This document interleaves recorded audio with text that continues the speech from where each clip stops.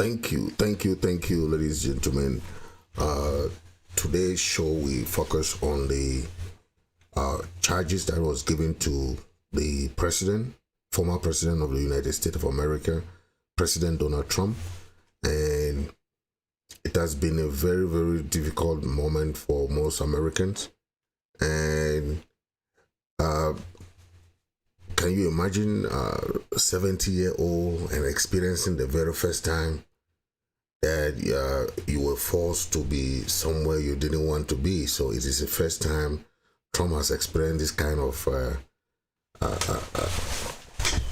arraignment or charges, in his life. He's 74 or 75, and we are witnessing a total public mental breakdown of a public official who should never be allowed to hold public office if he is convicted. And it is really sad for some Americans.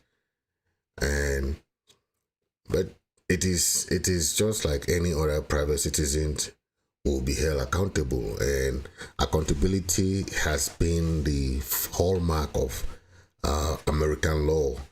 And we see Americans divided on this, but it is very simple. I'm greatly in favor of celebrating the fact that nobody is above the law, and that is far more significant than a former president being indicted, especially when former President Donald J. Trump has proven himself so very worth of being indicted for so many different and serious crimes. You have heard of different crimes that he was accused of. So it is very very important for us to know about this, because it is, I know it's a sad day actually, but some people say it's a righteous one, because that reinforces the fact that no one is above the law. And most people in other countries want to see America uphold the law. So it is a good thing, because this is the first former president that has been charged with a crime. So no matter how much power you think you have, okay, you can never be above the law. And that is what people are happy. The common people, the common man is happy in America today because of what is going on today. And most of those people who are happy to see justice, those people who are happy to see the law take its turn, they're happy. Okay, so that's why they will say it's that today isn't a sad day. Some say it's a sad day, but some people say no, it's a happy day that brings the Americans together. And even though they are divided, but you see those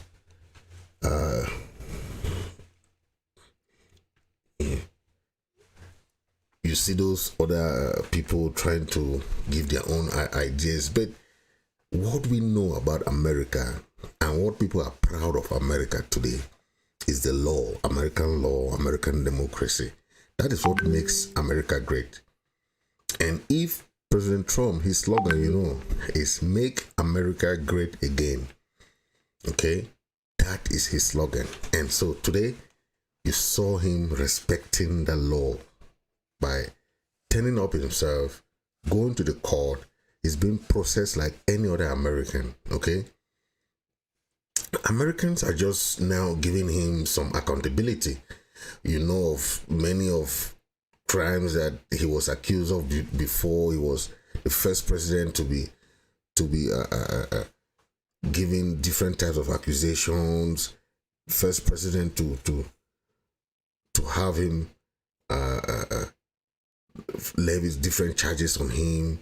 Even the January 6th riot that happened, the January 6th protest that happened, he was also accused of inciting that. And what is striking is not that a man was served as president was arrested, but rather that multitude of alleged crimes committed.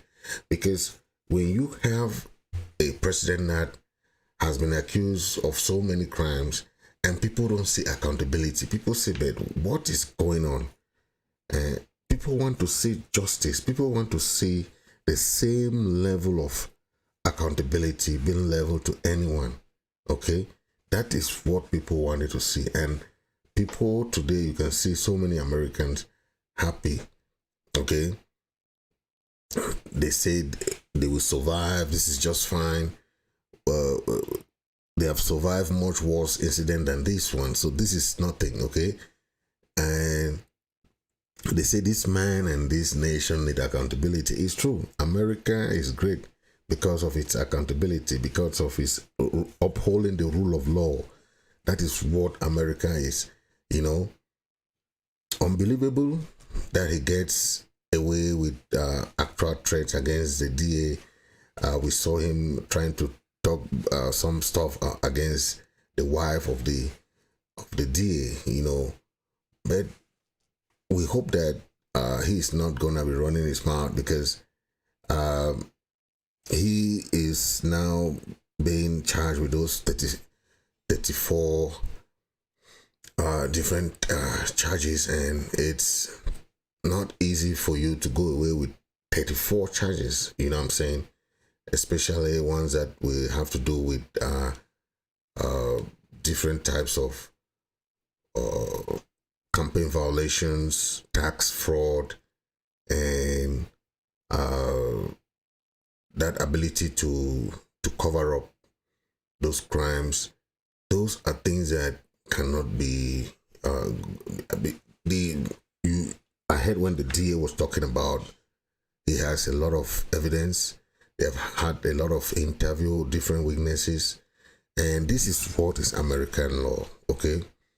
We want to see accountability and consequences for all these politicians enriching themselves and committing crimes who, for the most part, never face any problem.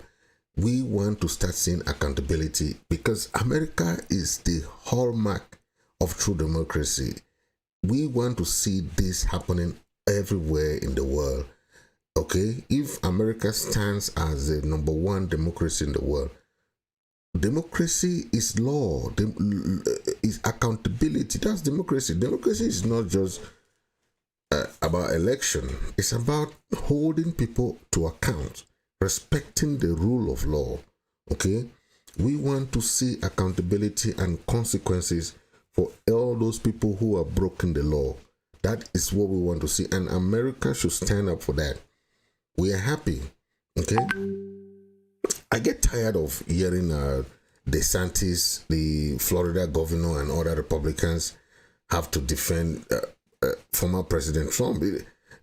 They don't have to defend anyone, okay?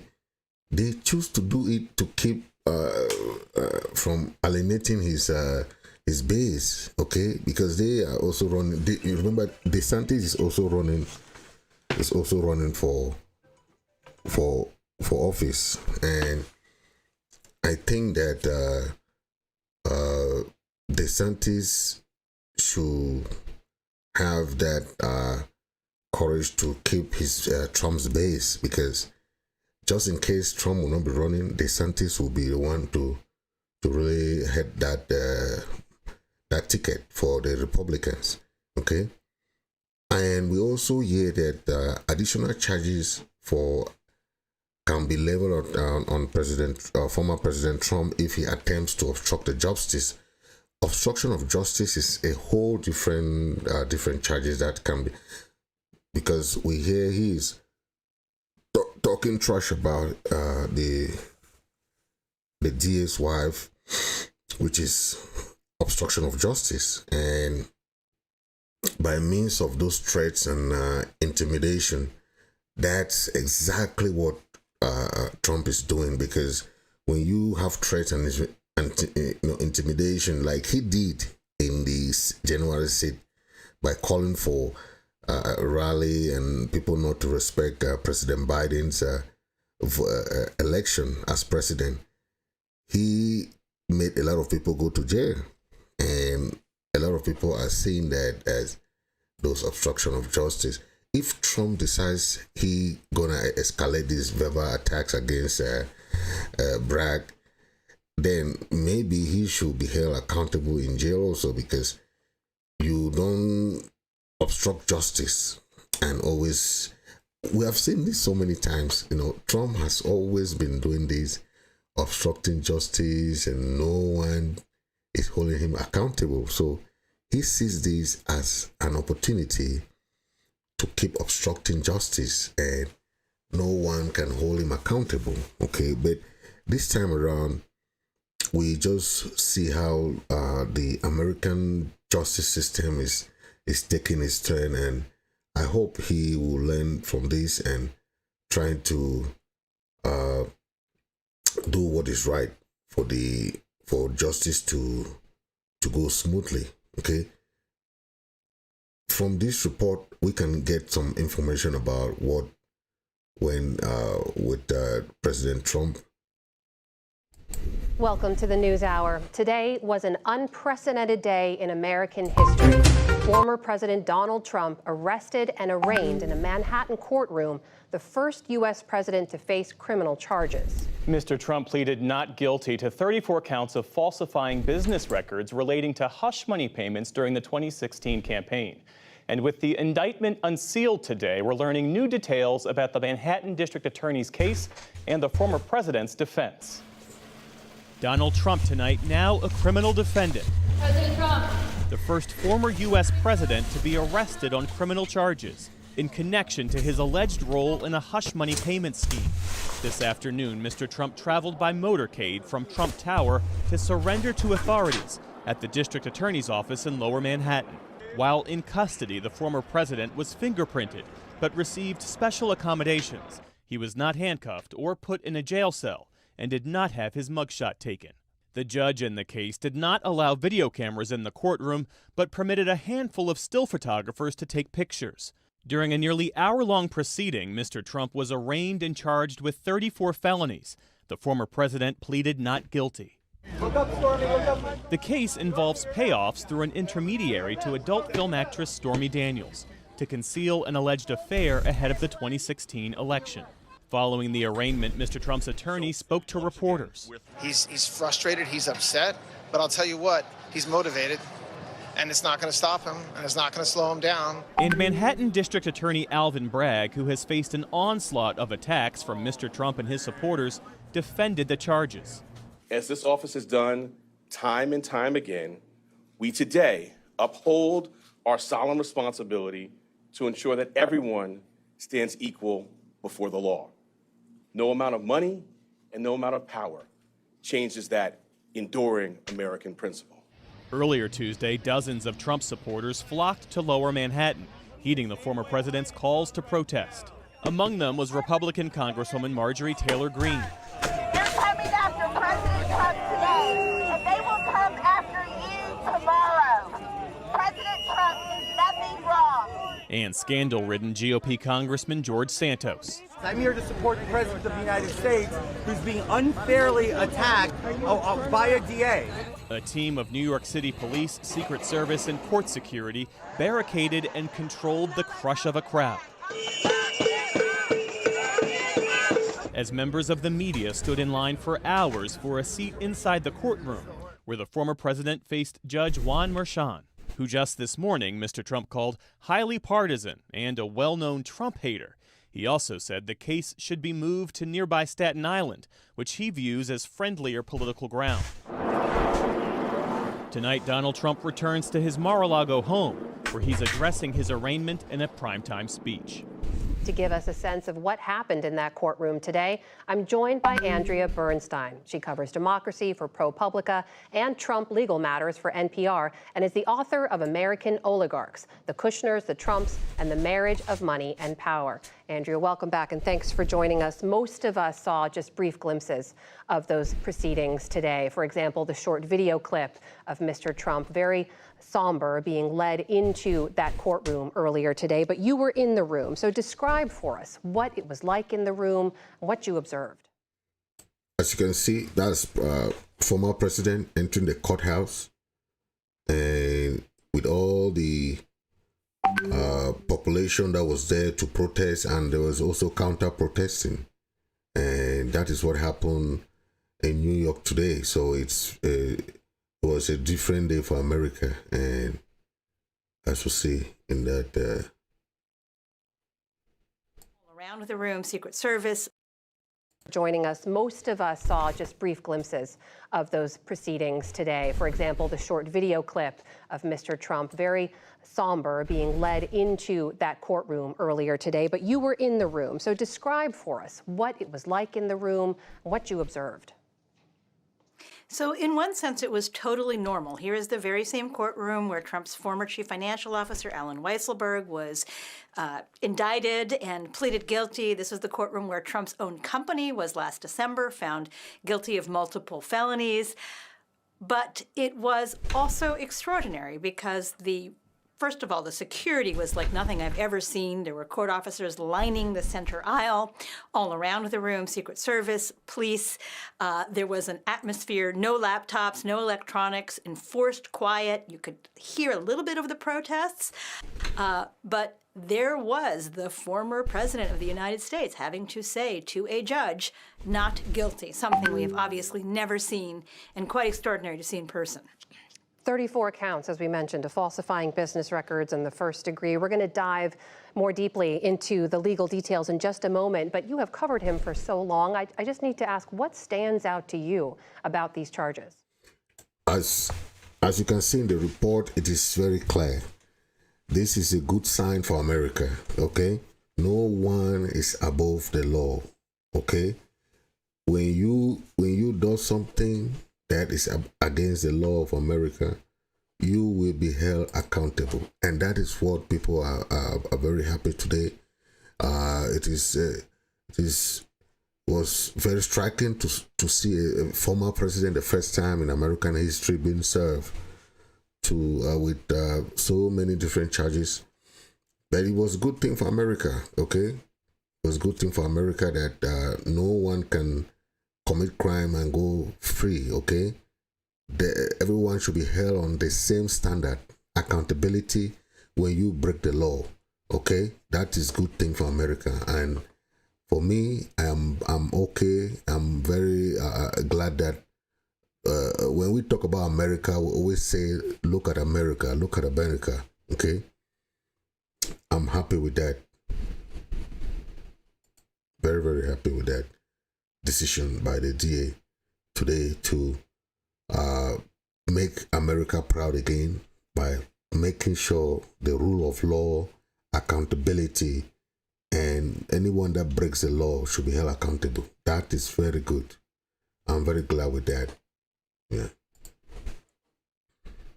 To conceal a conspiracy in New York, to violate campaign finance laws by conspiring to, in essence, disrupt an election, also a violation of federal laws by giving donations in excess, and a violation to further a violation of tax laws. So we learned all that today, and then there was also extensive back and forth about the former president's social media posts and how they may affect these legal proceedings.